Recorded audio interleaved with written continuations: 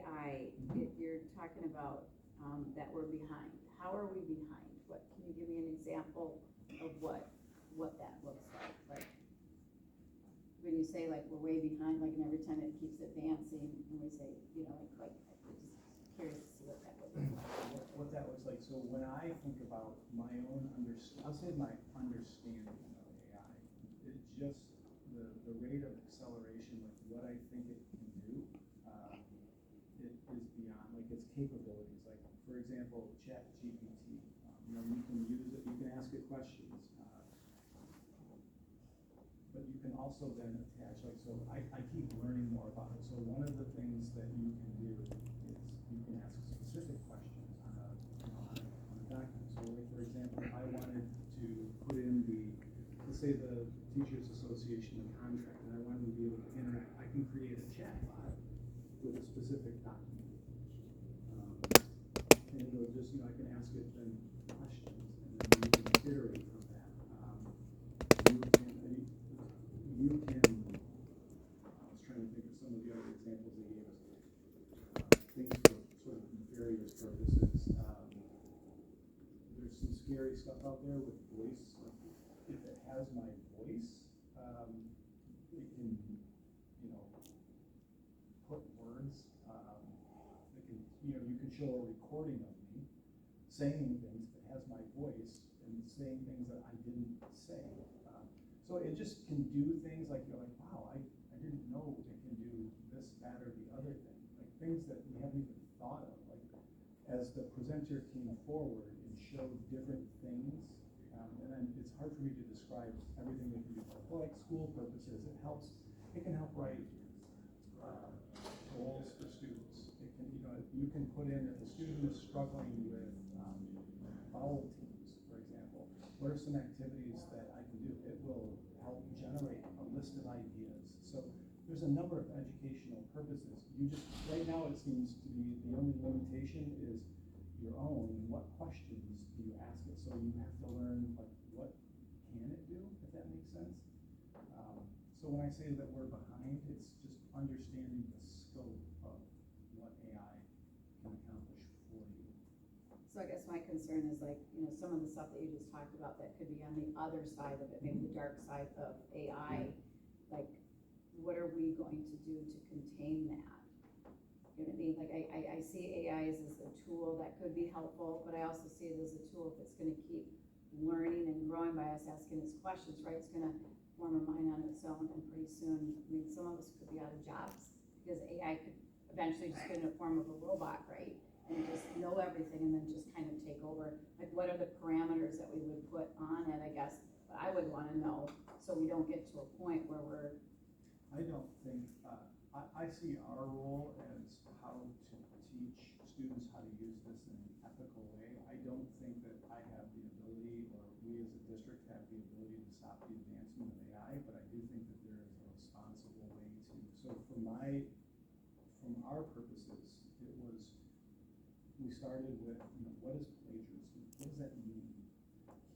Is it ethical to say, write me, you know, a paper comparing, I'll use the example, Beowulf, and, you know, compare it to, you know, a Disney Pixar movie, and then you submit that. That's plagiarism. How do you then harness the tool in a way that is not?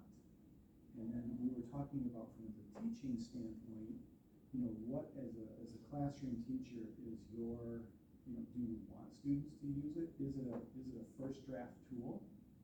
Are we now not starting the writing process from a blank page? We're starting with an iteration that is AI generated, and then we start working from that. Is that ethical? Is it not? So those are some of the things that we're wrestling with. You know, the sort of I'll use an old reference, the Terminator scenario, if you will, the old school, you know, Arnold Schwarzenegger movie. That's beyond my, you know, my abilities. You know, there's some thinking out there. I'm looking at how do we teach kids because they're already using it. Let's be honest. How do we teach them to use it ethically? Because at some point in There's gonna, and our presenter was talking about, there's a sort of a race between AI generated materials, AI detection. And, it just keeps doing this. So, I don't know if that answers your question, Holly, but. No, and I guess I would look at it, if the students are already using like this is it GPT? They're using. If they're using that stuff, how do we detect that they're not doing the scenario mentioned, Beowulf versus a Disney Pixar movie? How are we, if I'm a teacher and I get a really great paper from a student, how do I know that they wrote it or they got the help of AI, even though inside the classroom we're trying to teach how to utilize this tool ethically? We know that it's gonna be crunch time, somebody's going to use it to write something. So what are the tools that we would put in to prevent from students using their own critical thinking skills instead of using this as, as a tool that could be good versus using it as a crutch, to help them, you know what I mean? Like, so how do we? Right, and that's what we're talking about, as you said it, you're exactly right. How do you use AI as a tool, not a crutch? And that's really what this position, that's why we're embarking on this work, because if we don't, then kids will be left thinking, yeah, it's okay to do that exact thing that we just talked about. Like, I just asked for the comparison, got the paper and turned it in, and then when and if they're held accountable for that, they have no, well, wait a minute, I was just using these tools. So we're talking about, again, an ethical use. What is okay? What is plagiarism? What is cheating? What's not? What's academic dishonesty? What does that mean in this age of AI? And that's what we're going to focus on. Thank you.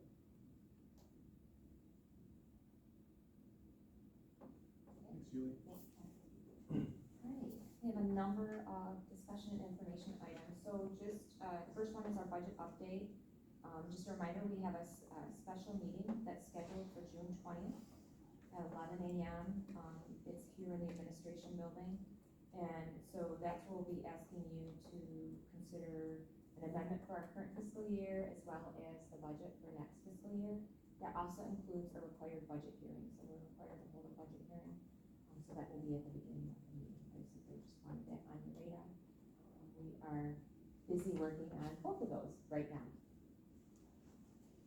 Next, I have a brief bond construction update. Some of this you saw last month, and some of it's just maybe some new images as we've met as design groups for a couple of the projects that are in the design phase. Construction in progress, we have our A to B stuff. We know that our summer and our final phase are going to be a challenge. That one just continues to be a challenge, a big challenge. Over at our project manager from OAK back there with Matt and Jane both with us this morning. So new surprises? Just if there's something around every corner with that one. Always Of course, exciting. there are surprises in our own buildings that we knew were constructed underneath school codes, but this one wasn't constructed underneath that, so there's even more. Yep. And so we know that it's gonna be a tight pinch for the summer and final phase to get things done and be ready to open for the summer phase, to be ready to open for school in the fall. So we're doing the best that we can, and Allison has been wonderful as a principal and very accommodating, and we're moving her out for the summer, so there's some things like that. They're making some accommodations so that they can continue with their work, but know that if we don't have people in the building, then our construction team can get in there and get the work done and not have to worry about others in the building. So Pine Ridge is moving along as planned. It's really, I'm not even gonna say it out loud, but Pine Ridge is moving along as planned. I don't want to jinx it. Eastern Middle, however, we happen to be finding a knack for finding undocumented lines, fiber lines and power lines. It's been wonderful.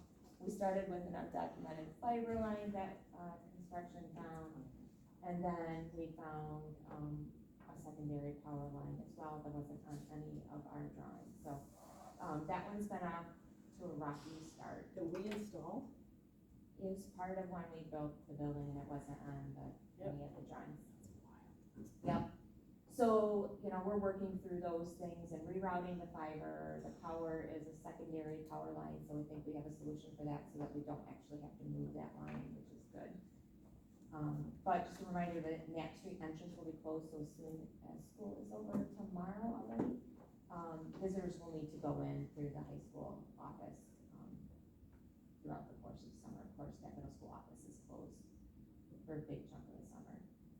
And then our estimated completion is May of 2025. However, we've been delayed a little bit with these discovery of these lines, so if we miss a week or two or so, don't be surprised about that, but we'll keep you posted along the way.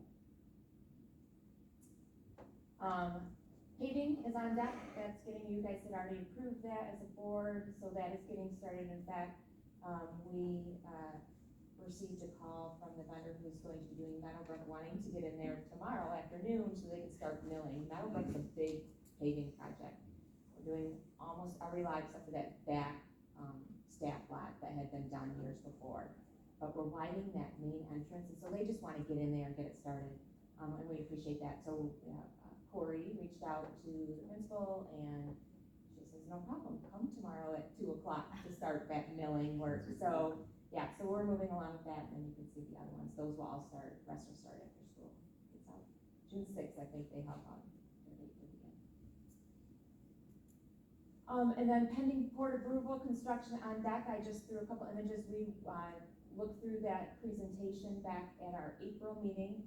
So Northern High Athletics, this is the auxiliary turf field that's in that that bowl between the middle school and the high school, that lower level.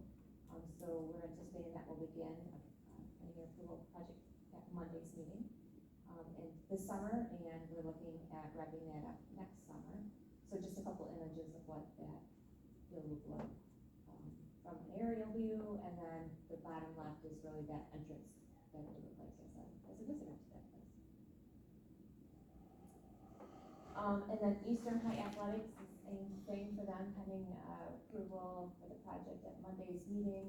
We have the relocation and the turfing of the baseball and softball fields, and then there's the aerial on that bottom left, so you can see they would come up and kind of have that same gated style entrance, and then that's the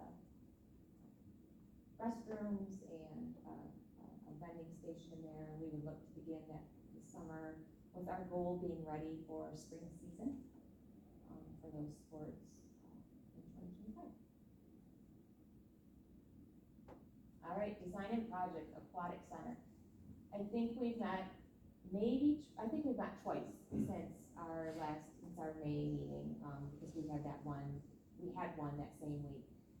But as a group, we met last week as well, and this is the phase that we're in the design process. So not a lot of detail to it. It's all boxes and bubbles still. So this was just an example of a concept that, based on what Tower has heard from our group, the group that toured, things like that, the big focus group and some of their priorities, they were starting to take that information and lay it out into a space. What would that look like? So you can see we've got a big 50-meter pool here, and then a 6-lane warmer water pool is right here.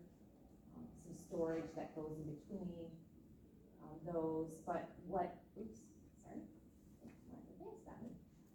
and so what we're looking at is really 2 entrances is what we're thinking we would really like as an entrance for the community.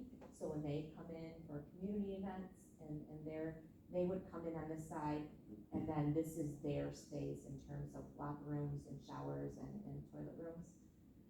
And then our student athletes would come in on the opposite end, and so this would be their end. So then this space would be used for our teams. We have, we're building in 3 team rooms. So right now, Northern and Eastern is a cooperative, but we're building a separate team room. They're small, they're not large, but just in case, we don't want to get caught down the road if numbers increase, which they might with the new pool, right? So we're building in that we may end up breaking apart that cooperative down the road. So they would have their own team rooms, and there's individual showers here. I think this is my camping concept. So if you're a camper and you go into a shower room at a campground, you know, they have all the different shower stalls with the curtains. And so it would be kind of, in that front area is a changing area, and then the back is the actual shower space. So we're kind of, that's our initial thinking on what that could look like. Toilets as well, and kind of like the sink area too. So 2 different sets of those, a multi-purpose space that can connect to both the pool deck as well as the lobby, with that ability to open those up and utilize this whole space for maybe a larger event. You know, one of our goals is to host state tournaments here, right, for this. So we're gonna need larger spaces for those types of things. So we're trying to keep that in mind. At the same time, is not program a space for just one use. You know, how can we make it most efficient? So, you know, they could do some of their dry land training in there. We could do some of our classes like CPR and AD and things like that in those spaces. So trying to create it so they aren't sitting empty for 90% of the time. So you would come in and there's this big lobby, and then there would be open stairs to the viewing area, which would be on the 2nd floor. So in this concept design, and again, these are just concepts, we haven't landed on this at all. You would have a big spectator seating area. I think that's mapped out right now at 900 seats. But then, geez, it's really sensitive, sorry about that. And then we're looking at doing this observation deck so that you could really look at either pool, right, when you're standing on this observation deck.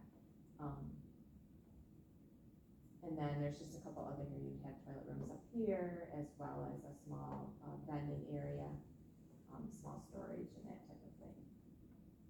So this is where we're at in this design. These 2 were a couple of the design concepts that we looked at as a group last week, and gave some of our feedback to our architects, and we'll meet again in a couple more weeks as they work through this. Did you say that there was a separate entrance, right, for the community to use the pool on that one? Yeah, so on the 1st floor, yeah, our thinking right now, Holly, is that we would want the community to come in at this vestibule, and then there's this small little box right here. This is kind of where then the student athletes will come in. And that will be open to the public, like, as I know right now, it's, like, when the hours are open, sometimes it's like class, or, you know, something kind of has to sneak in, right? Like if we have, like, the scheduling, right? So will there'll be no scheduling interference with the community side of the pool if we go with this plan? Like, they'll be able to come in and use it during community hours? Yeah, they'll be using it in the hours that we, right, yes. It's using that, and then we just have, like, do we have to have a lifeguard on hand for that? So pay for that. We will still have lifeguards, yeah. But this gives us a little bit of flexibility where now we're limited in our community hours, and so this gives us greater flexibility if we could still have community programming going on when our student athletes are coming after school for practice, right? Our challenge will be, and hopefully we'll figure out how to resolve that, will be staff. Like, can we get enough lifeguards to cover that? Because, you know, we have to have the lifeguards for our community programming, and then we have a requirement on our athletic teams for lifeguarding as well. So it's staffing, but this opens that up, so we'll hopefully be able to offer even more community programming in this space. All right, Central High. So we met last week with this group as well, and so I just had thrown in a couple images. We at our meeting last month, I talked about our architects meeting with teachers, like the shop teacher, the industrial arts teacher, the art teachers, science teachers. So this is just a couple, and this is probably really tiny, so you might want to turn around and look at it because it'll be super big behind you. But just a couple of ideas. You know, right now the industrial art space is on this side, right? And that's a 2-level space, which isn't very good. So in some of our design is really flipping some things around, taking over some space that's right here, making this and programming it for the industrial arts program. And then this would become the art, so you could have digital art, this would be clay, and this would be your traditional art, I guess I can't read what that says, it's kind of blurry up there. But just a couple different ideas as we're looking at, you could see, same concept, you know, but it's just a different idea. Okay, well, what if we moved digital art to this side and play is on this side? What would that look like? So that's really where we're at with this project now, walking through those different ideas and, you know, what are the challenges if we do it that way, or what makes the most sense, right? What creates the best efficiency for our teachers. So they've seen some of these, and then GMB gave us kind of some black and white views if you were standing in specific locations. This is what that room would look like, just to give you an idea. And then we worked a bit with our science teachers, so we looked at our second floor for them and redesigning that and redesigning those spaces. So this is just another example of when we were talking through it at one of our design meetings. What could that look like? What's that programming, you know, between biology and chemistry and physics, and how are we efficient with those spaces so that room isn't sitting open for half the day, right, and not being efficient with those spaces. So just some things that we've been looking at Central High School. That's all where we are with that project as well. And this slide hasn't changed from last month, so just a reminder, our bond facilities team will start that here in early fall.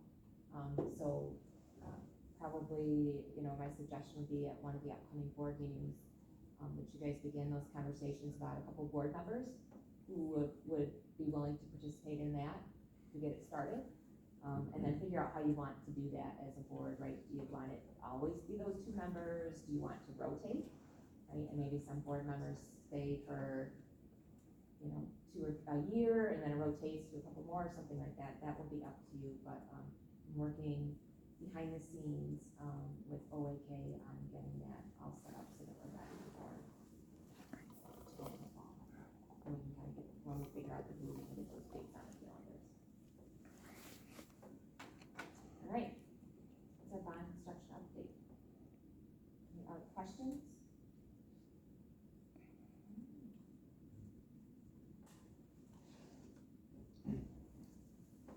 Okay, next discussion information item is just a reminder, we are required to hold a couple different public hearings. One is related to operating school breakfast, and the other is about our internet safety policy. So those public hearings, that notice is posted here. We have sent the information for it to get posted. Part of it is it has to be posted in the Grants Press. We've already sent that information into them requesting that. But those two will happen at 6:30 p.m. on June 10th. It'll be over in the Fine Arts Center. So we'll do those hearings, and then when that is done, we'll close that meeting down, and then we will open up the regular board meeting at 7 o'clock. You said school breakfast and what was the other one? And the internet safety policy. So we will have information for you at those hearings as well. Susan will give a brief presentation. And we'll not have a slideshow for the breakfast program. Won't be coming as a surprise that we'll be asking you to approve breakfast for all of our schools in anticipation that the Michigan school meals will continue for next year, even though the budget's not done. Our next discussion item is proposed meeting dates for next year. So that is in the packet. Of course, those are all dependent on your July organizational meeting when you guys set your regular meeting. So just trying to get our picture together. Those typically happen the Tuesday before the Monday board meeting. So just information and suggestions at this point, and we'll finalize those in July. And the next discussion information I have is just a follow-up about board policy 3202 last month. If you recall, we had that on there as an action item, and we pulled that. We did not take that to the full board. That was the policy that requires the board to maintain, or the district to maintain, right now it's a 10% fund balance. The proposal was to bring that to 12%. And we had quite a healthy discussion. We had a healthy discussion in the curriculum committee too, so we walked through that as well with that group. One of the things I did after that is I walked back and I reached out to our bond financial advisors and I said, can you paint a scenario for me if I'm issuing a bond series out of our 2023 authorization? What does it look like with our current rating of the AA2, and what would it look like if we moved down to the AA3, just to get an idea for that. So I had them do that work for us, and so using $148 million as an issue for both of those, right? And what does that look like for AA2, and what does that look like for AA3? It would be about $1.3 million in total interest cost increase. So if we went from an AA2 to an AA3, based on the current interest rates at the time, right? It's gotta be a snapshot because who can predict interest rates? That's what they shared with us. So I simply wanted to follow up with that, not asking for, you know, any approval. Obviously, I've got it under the discussion, but, you know, good information to have, and I know you as a board decided you wanted to wait until later in the fall, but I think information is important, so, and I will share the same information with our curriculum committee. What, for an interest rate to go for us to have a 1.3 million increase, it also is based on our track record, correct? Like, it's not gonna just happen if we don't do this, right? No, It could happen. Yes, yeah, I was just stating, if they change their rating review and that we move from an AA2 to AA3, that's what it could mean in terms of interest. Using that scenario of issuing $148 million in bonds and the interest rates at the time, right now. What was it, 48 million or 148 148 million. million, okay. So, and what is the difference, what's the insurance from AA2 to AA3, or the interest rate? The interest rate difference, Right. it's not very much, it's 0.07%, right, on 148 million is a lot, I mean, Yeah. the percent isn't big change, right, but when you issue large series of bonds, that's the dollar value comes in.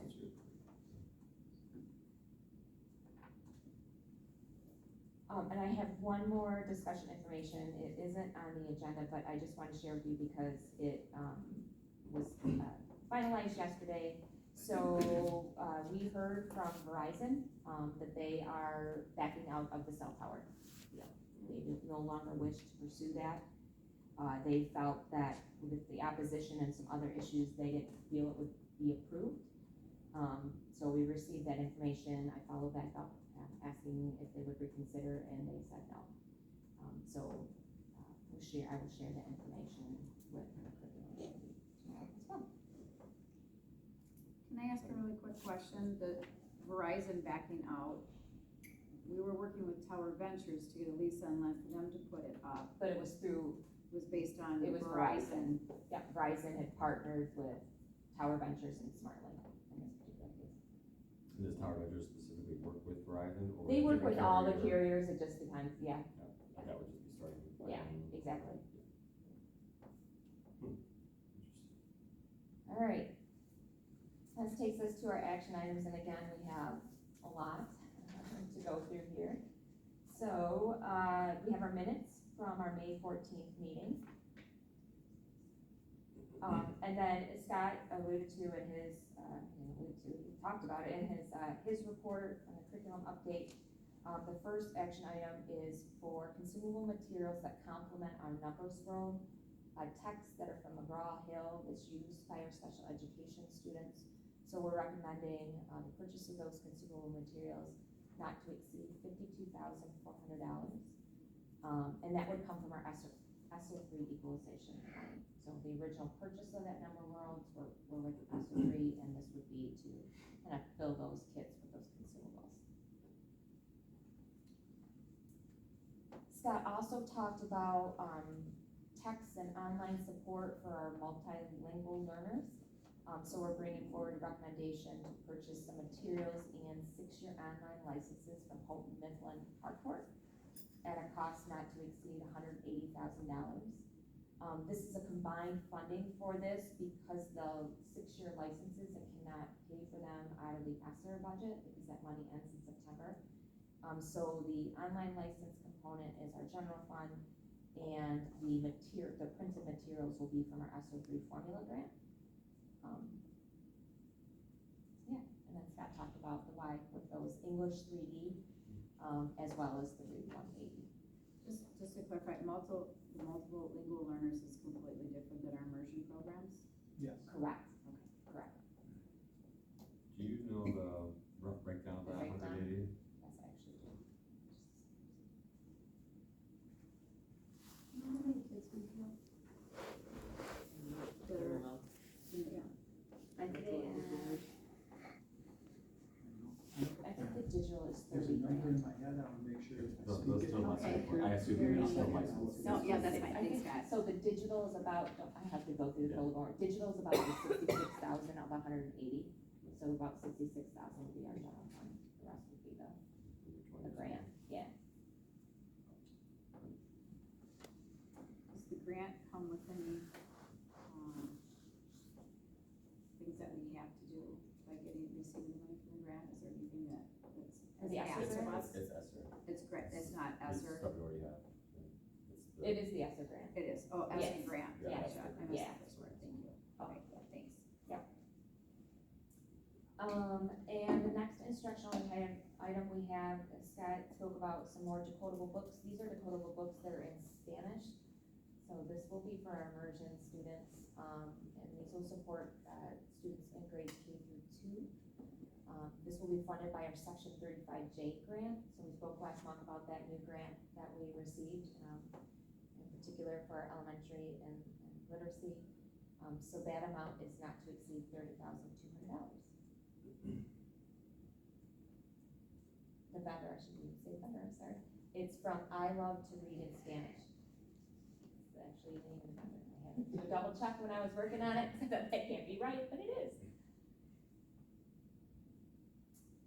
The next item is our annual renewal with Power School. We use Power School for a number of products here in the system. It does our finance, payroll, and HR system. It does our student management system. We use a couple of the talent ed products in human resources for employee records and hiring and recruiting. And then this past year, we started, and it was a rocky start, so our enrollment express was through that. We're gonna come out of the year much better starting next year, we know that. And Unified Talent Professional Learning, we started to use that as well to track our professional learning across the system. So again, this is our annual renewal for an amount not to exceed $207,818. This will take us through June 30th, 2025.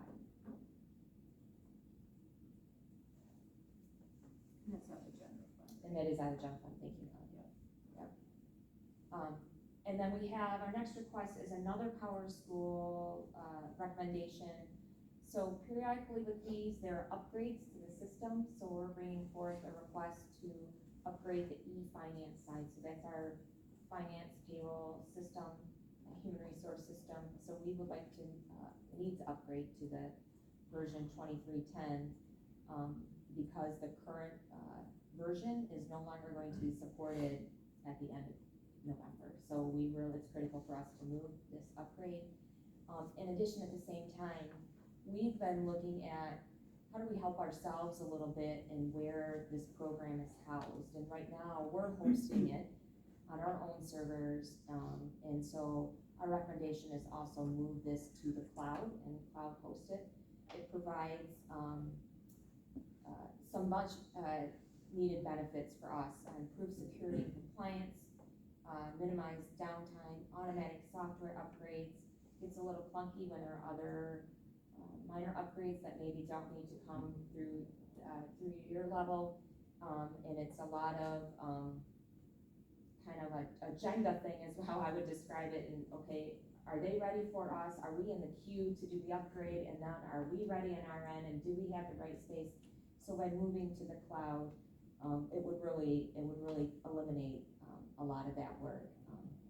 It will also result in some cost savings moving it to the cloud and having it on their end. So we're kind of excited about the potential to do that. Of course, this would be general fund, $30,250 to move to the upgrade. And part of that includes some training on what are those new features and new capabilities, maybe how you do ABC changed a little bit, so that comes with some staff training time in that $30,000.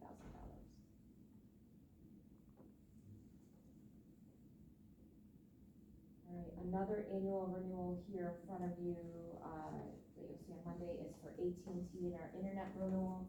No change there, we're recommending, the same, period. When we went out to bid last year, it was really a 3-year agreement, so we're just bringing back it to you on an annual basis, so this is the second year of the 3 years. No change to our bandwidth, and the dollar amount is still the same at $33,840. Another renewal for you related to our technology help desk system that we use, that Incident IQ help desk and inventory system. So that amount for the 1-year period is $35,390. This too is funded by our general fund. And we're in the process of adding a module for self-service changing of passwords. So right now, when your password changes, you have to be connected to the district's network to make that change, right? And think about in the summer, if a teacher is not here and their password is expiring in July, they have to come in, connect to the network to make that change. Moving to the self-service change, they'll be able to do it from anywhere, which is a wonderful feature, because I've been hit by that by myself at home too. So it's nice to be able to do it right anytime, anywhere. All right, the next action item is for our food service management company. I spoke probably a couple meetings ago, and I said, hey, this is coming up, and I've done more than a couple meetings, that we're required this year to do a full bid of our food service management services. You have to do that at least every 3 years, but it could be up to 5 if you do 2 1-year extensions. So we, of course, did the 2 1-year extensions. And so we put that out to bid. There's a whole prescribed process with the state. It's really all laid out for us. We put out to bid, put the legal notice in the paper like we were supposed to do. We held a pre-bid meeting, middle of April.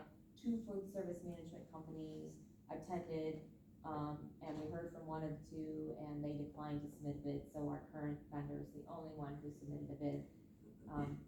Is that normal? Yeah, it's Just pretty, assumed because they yeah, have so much presence in the area? Yep. Okay. yeah. Usually there's maybe one other one, so sometimes it's Sodexo that will bid on us a couple times, I think, but, I think that's pretty common. with that. So, we're happy with their service, but we're recommending that we continue with them.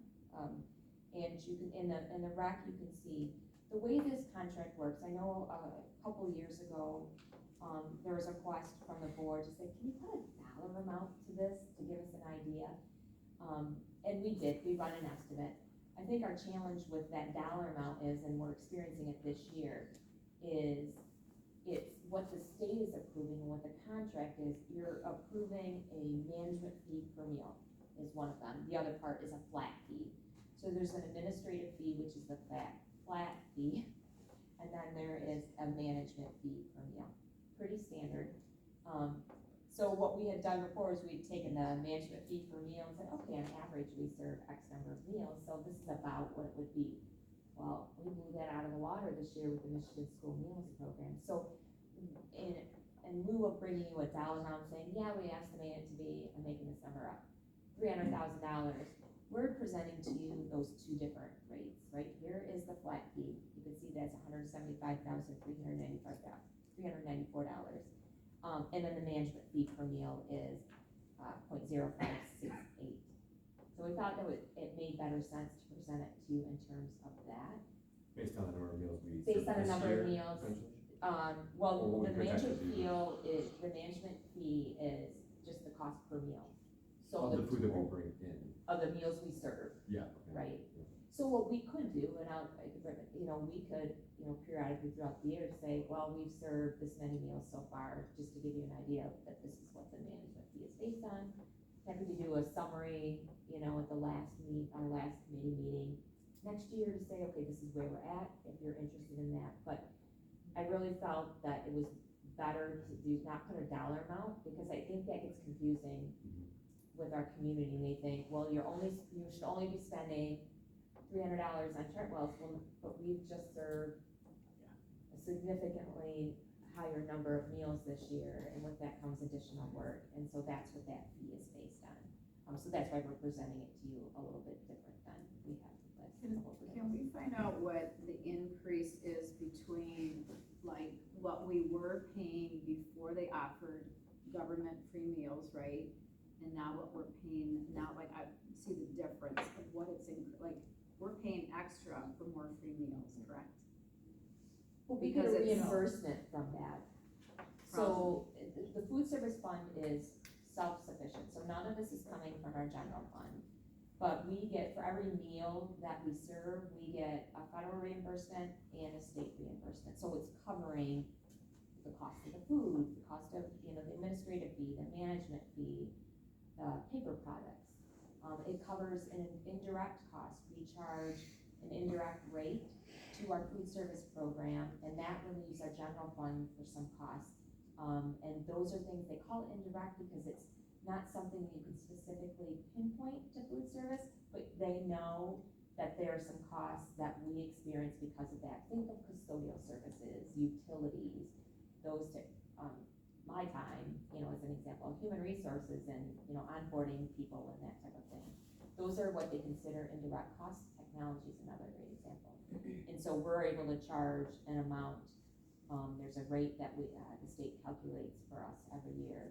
And so we're able to recoup some of those other costs. So food service is self-funding. So there isn't any additional cost to us in the district. It doesn't impact our general fund. It's all covered with the food service.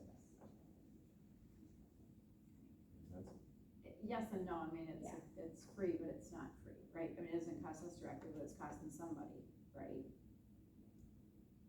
Right, like, do you know what I mean? Like every program, yeah, it's Yeah. funded, It's paid for by the government. by every. Well, it's paid for by the taxpayers. Yeah, right. Yes. Through the government, Yes. so, okay. That's enough. I was And- just and, be curious, how much have we increased, I guess, like meals, what we used to do before, it was free, like do you know what the percentages of what is increased? How many meals we've Like how many more have we, We might be paying more per meal to serve them, but we're paying less because we pay nothing for the actual food. right, Yeah, I would just okay. like to see Yep. what, like, I hear ya. increases.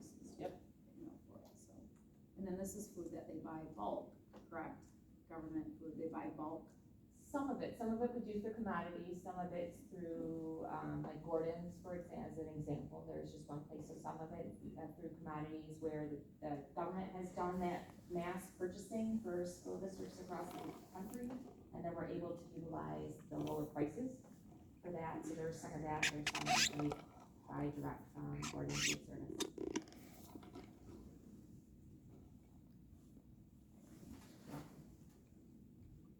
All right, our next action item is our recommendation to approve the Northern Athletics Construction Project. You just Oh, I put- missed food Yeah. service equipment, I'm sorry, That's my eyes skipped right down, it's right in front of me. Our next action item is really to purchase food service equipment. And so we have done, and you've seen this because you've approved it, we've been adding new serving lines at our elementary schools, so we hit most of the elementary schools, I think, at this point. So we're recommending to do that same thing for Ada Vista and Meadowbrook, and again, continuing to spend down the fund balance and food service, but it's been working really well, having that new food service line, instead of using like a table like this, it's kind of nice, and it looks cool, and the kids think it's great. I think it's kind of special that they're going through something like that. So we're recommending, again, purchasing those lines through Ada Vista and Meadowbrook, as well as an open air milk merchandiser for Ada Vista. Meadowbrook already has one, but that's a piece of this too. So this would be funded with our food service fund for an amount that could exceed $154,354. And we would be utilizing the Sourcewell purchasing block for this one.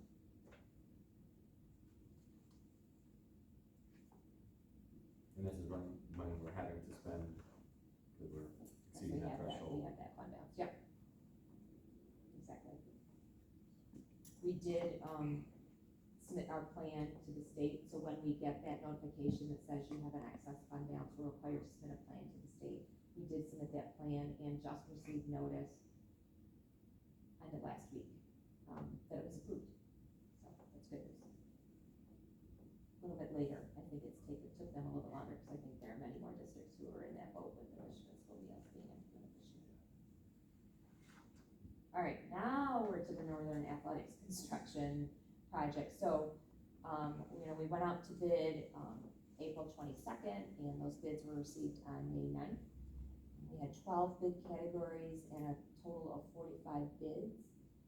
So we are recommending the low, bidder for all of them, with the exception of one category, and that's our, bid category 6, which is metals. And the reason why it's not the low bidder, is the low bidder retracted their bid because it was incomplete.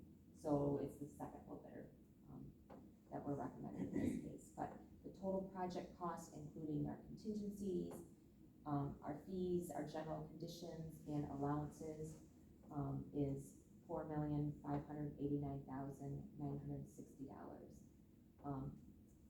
We are under budget. When we presented this project to you, the concept design, and we showed you that budget, we were under $700-some thousand. We're even more under than that, which is great. So we're tracking those savings, if you will, and kind of keeping them all in a parking lot, knowing that, the climate might change for another project and we may end up being a little bit over.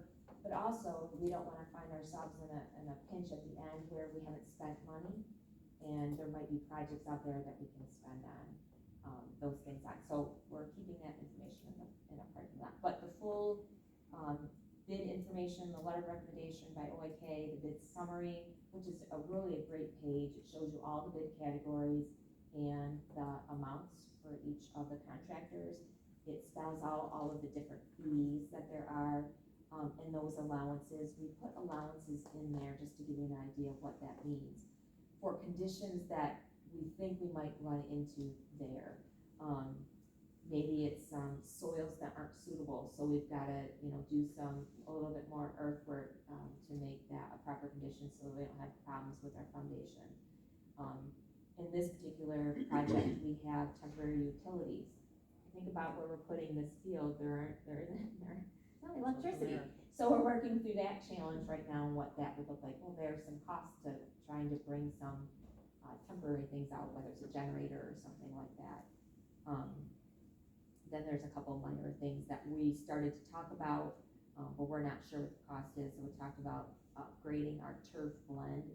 That helps. It's just the way the turf works, and it helps to keep all of those, that fill, that rubber fill that's in there. It kind of helps maintain that in there, which is great because then it's not shifting all around. So some of those things are just examples in this particular project of what allowances there are. Again, that bid summary is on there, and then all the bid details. So for each one of those bid categories, you've got who bid on them and what was their base bid. And if there's other notes on there. Just great information. And relative to budget, you said more than what we had even talked about before. Is there even an estimate in your mind? Is it approaching $1 million? Oh, yeah, it's it is. Before $1 million? Yeah, it was like 700-some thousand, and it's over $1 million now. Oh, yeah. Yeah. That's great. And are we calling this 2023 capital projects, or are we calling? It's gonna probably be a little bit of a hybrid. Wait We've until started some of this already, right? Some of the design work has been on that, the construction. We haven't sold those bonds. So what we'll do, CJ, is we will, some of the projects that we have in the 2023 capital projects, not the 2023 bonds, where it kind of get confusing, right? The 2023 authorization, I'll call that, that's the $340 million. And then we have our 2023 capital projects that we already have. There are some of our old invest projects, so paving, roofing, mechanical, that we'll just kind of move some of those into the new authorization so that we can start this work a little bit sooner and not wait till we sell those bonds in the first series in 2025. Okay. And that isn't uncommon.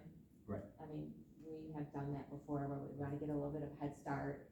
We don't necessarily want to issue all those funds. We have a little bit left, and we do a little bit of a trade in the projects. And then our next one is our Eastern, project. So this too came under budget, much to our surprise and joy. This was the one that when we presented it to you, we were right on like our projected budget and where we thought we would be. It was like $100,000 over. We are under based on these bids. So the total bids came in, including our contingencies and our fees and general conditions and allowances, is $8,686,454. Followed a very similar bid release, was on April 22nd. We received these bids a little bit later, just to stagger it a little bit for our partners at OAK.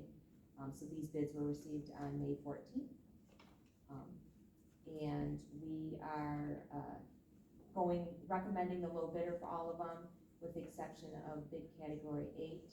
And we are recommending to go with the higher bidder because there are specifications requiring AISC plant certifications. I saw that, who dictated that? Our engineer?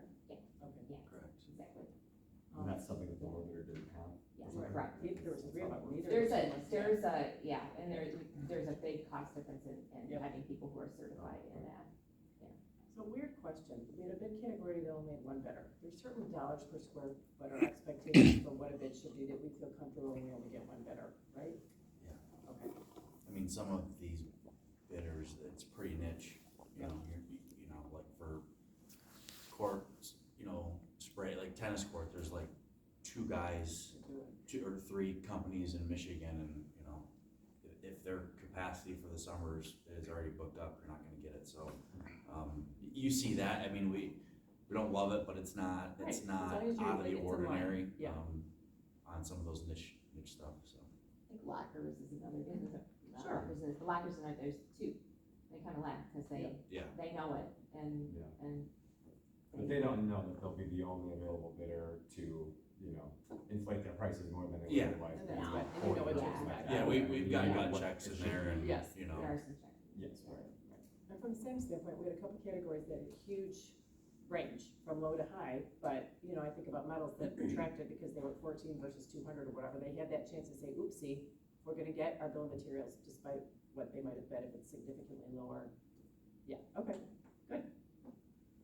I just remember my day, we never had those kind of big differences, so just different. Same as the Northern project, so all of that bid information is in the packet. It's good And it's information. available for our public as well, so there's the letter of recommendation from OAK, as well as that nice one-page summary, and then the bid details, if you want to see who bid on each of the categories. You can do that as well.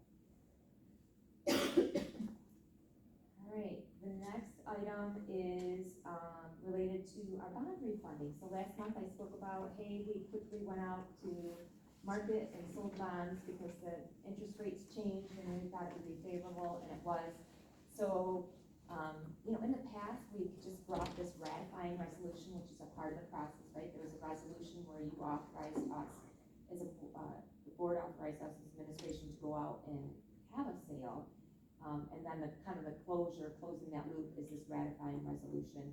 And so in the past, what we've done is we've just taken this straight to the board and not brought the ratifying resolution through the committee. But we've talked about it, we thought this makes better sense to also bring it through finance committee. So we're bringing this back to you.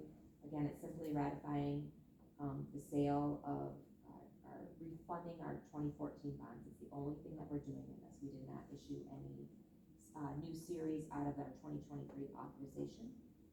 And our gross savings after our cost of issuance is about $890,000. So the resolution is included in the packet, and you'll see that in my meeting as well. 2 more items. Here are, one is our annual request to participate in the REMC statewide purchasing cooperative for paper. So we request an amount not to exceed $160,000, and this is from our general fund. So it's paper that's used throughout the system in each of the buildings, as well as our gift shop. That close to the same price last year? Yeah, we never get to the 160, we just put up with it. And that vendor changes, like REMC does, I believe it's a quarterly bid, So for the most part, I've seen it be Central Michigan paper for the 10, 11 years I've been here. I think only one time have I seen it switch to a different vendor and it didn't go well. And then it went, so they were low bid and then it just, there was a whole, they couldn't maintain it, right? So I think a lot of schools probably take advantage of this one. So they, vendor, I can't even think of who it was, but they struggled. And then our last action item is a couple of property tax refunds. We have $364.28 to Cascade Charter Township and $158,155.38 to Kent County. Those are all the action items. I've had a few of these meetings this year where we've had a lot of stuff that we've brought to you, so thank you for your patience. I'm gonna turn it over to Dr. Schubel for any updates she may have for you. Last day of school is tomorrow, and students are quite excited. As you all know, we had a little gas leak last week with the field day at Thornapple, but it went, yeah. Apparently the bounce house they had, somehow when it was being installed, hit a line. So the gas leak was outside, but the evacuation, they went really smooth. So that was all good. You know, also logistically trying to figure out, okay, buses can't turn in that parking lot, and, you know, we got childcare and keeping the kids entertained until they can be picked up, because they couldn't go back into the building until we had the all clear. But luckily, you know, I was already getting those emails of, are we gonna have school tomorrow? So luckily, we were able to tell them by, 6:30 that evening that yes, we had gotten the all clear, and we could go back into the building and all of that, so that was really good. We are immersed in hiring right now and evaluations for our staff and for our administrators, so lots going on at the end of the year. That's it.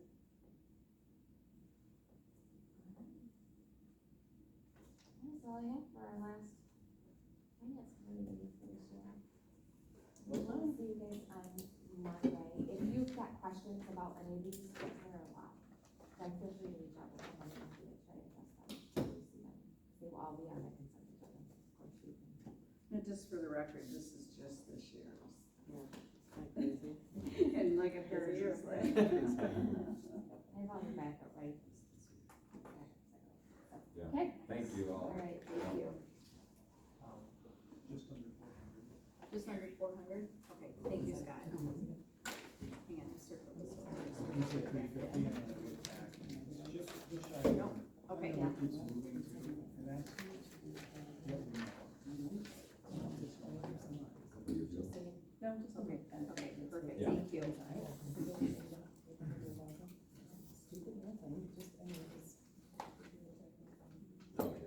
And then it's up. It was just a piece.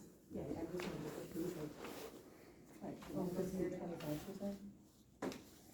So the bounce house is the, Pardon? the bounce house. 200, line. What yeah, happens for- to them? yeah. I'm just saying, so Oh. just, Yeah, yeah, they have to stupid pay stuff, the- I'm just like, I know, hey, it's in the. All of Yeah, that, no. so, sorry, it goes on. Again, it's not, I know. It's when you say, Yeah. it's, oh, I know. I just noticed numbers, you know that, so. Stupid, you know what I mean? Thank you. We'll fix it for next year. But- Because, I always put the prior years. I was looking at what you Okay. said. Hopefully everything was I smooth. kind of wish you had changed the one, because I didn't hear the years where she was like, wait, we need 295. I know. What's that I gonna couldn't cost? fit them all in. I know. It's like the funnest, this is like the That's funnest awesome. one to do Yeah. every year. I know. We paid less.